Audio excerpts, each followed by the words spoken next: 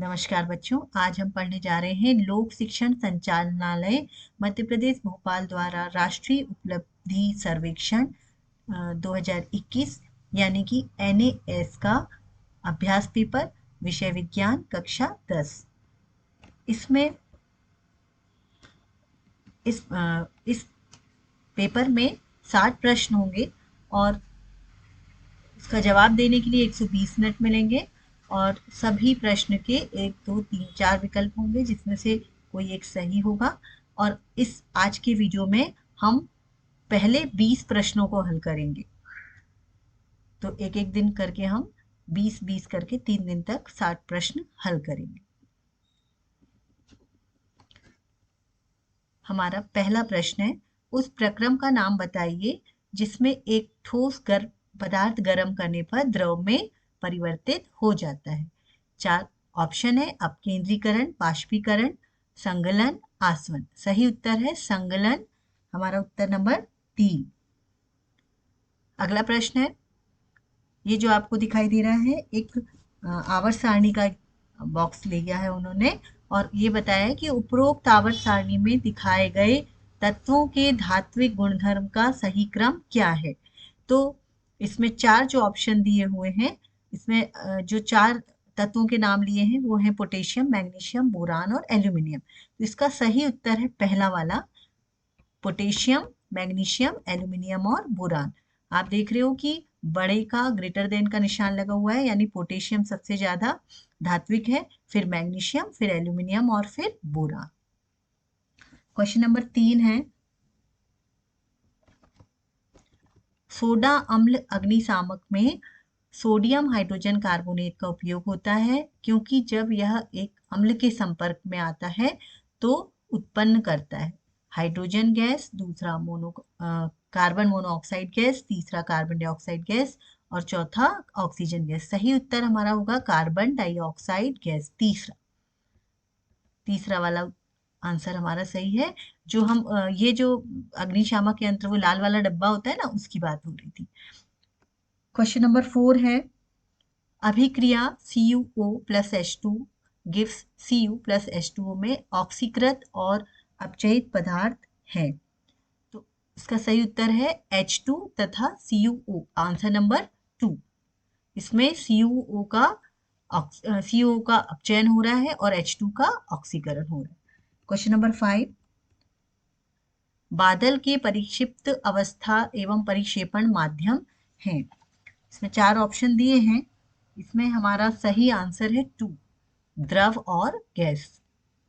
बादल में जो परिक्षिप्त अवस्था और परिक्षेपण अवस्था, तो इसमें क्या होता है कि द्रव और गैस दोनों का मिश्रण होता है जिससे कि यह अवस्था द्रव और गैस, इसमें परिक्षिप्त अवस्था और परिक्षेपण, एक घोलने वाली एक घुलने वाली।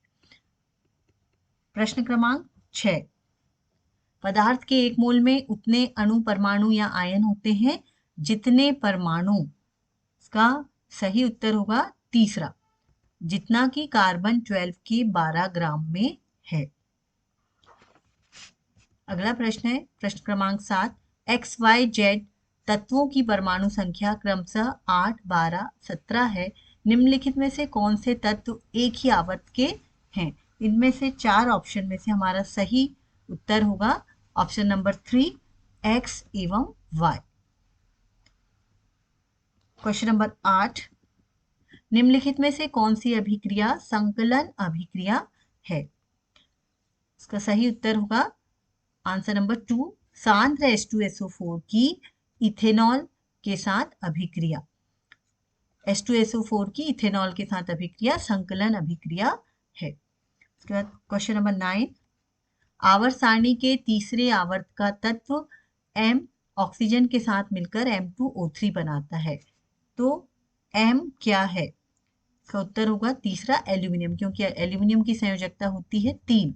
तो answer number 3 aluminium, aluminium oxide Al2O3 होता है।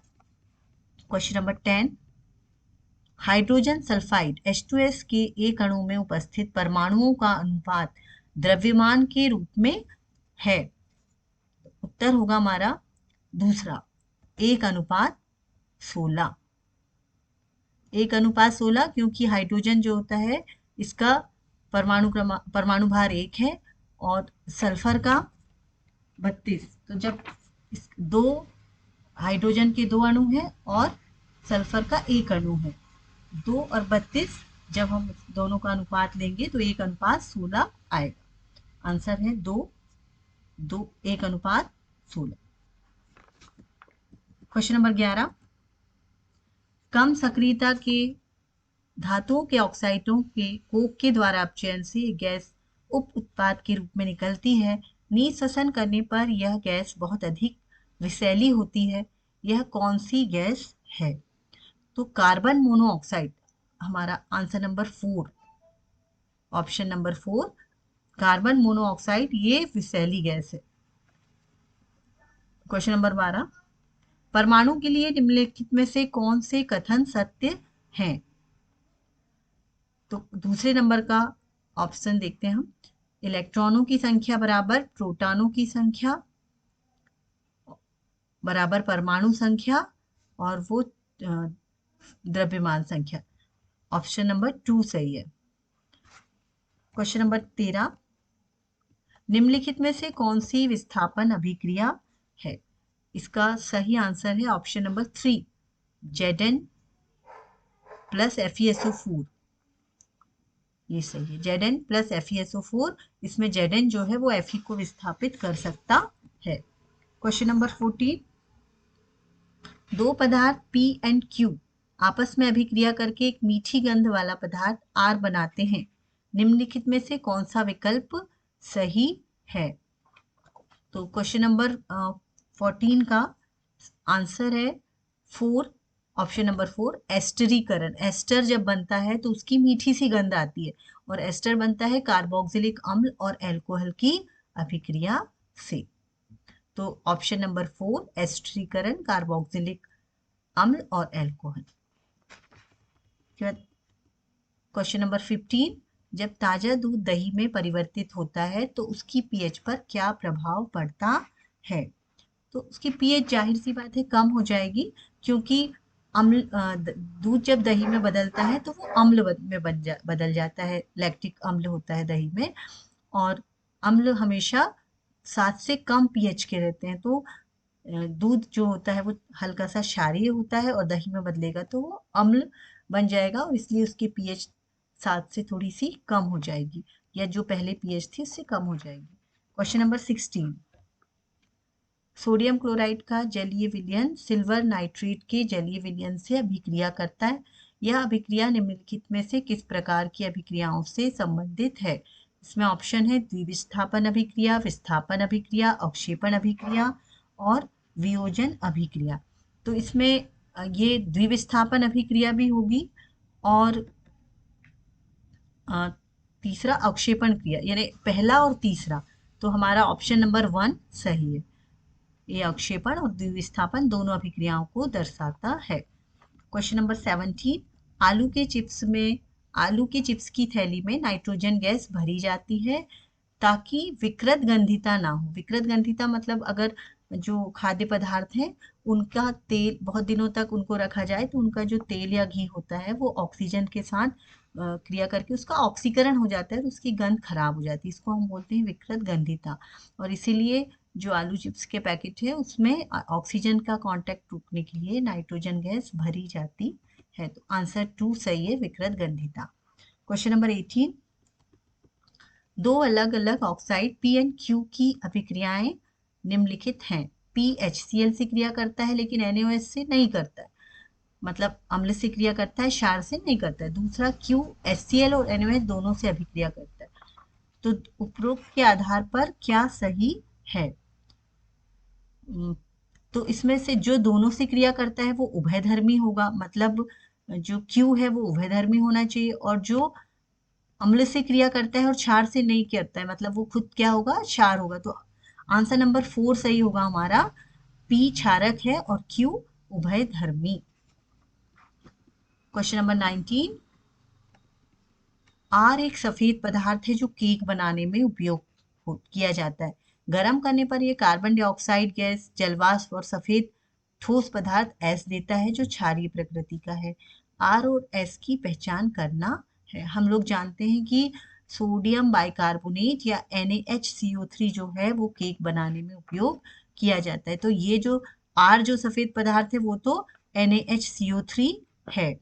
और उसके साथ जो दूसरा पदार्थ बना है वो क्या है? Na2CO3। जब हमको पता है कि R NaHCO3 है तो दूसरा पदार्थ S जो है वो Na2CO3 है। तो सही आंसर होगा हमारा ऑप्शन नंबर 2, R NaHCO3 है, S Na2CO3 है।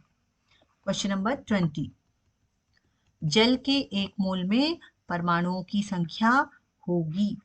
तो हम जैसा कि जानते हैं एवोगैड्रो नंबर के हिसाब से कि किसी भी पदार्थ के एक मोल में अणु परमाणुओं की संख्या हमेशा निश्चित होती है और वो निश्चित संख्या होती है 6.022 इंटू 10⁻23। तो हमारा ऑप्शन नंबर 1 सही होगा, 6.022 इंटू 10⁻23। और यही हमारे 20 क्वेश्चंस थे आज के। अगले 20 क्वेश्चंस हम कल पढ़ेंगे। तब तक के लिए पढ़ते रहिए, सुरक्षित रहिए। नमस्कार।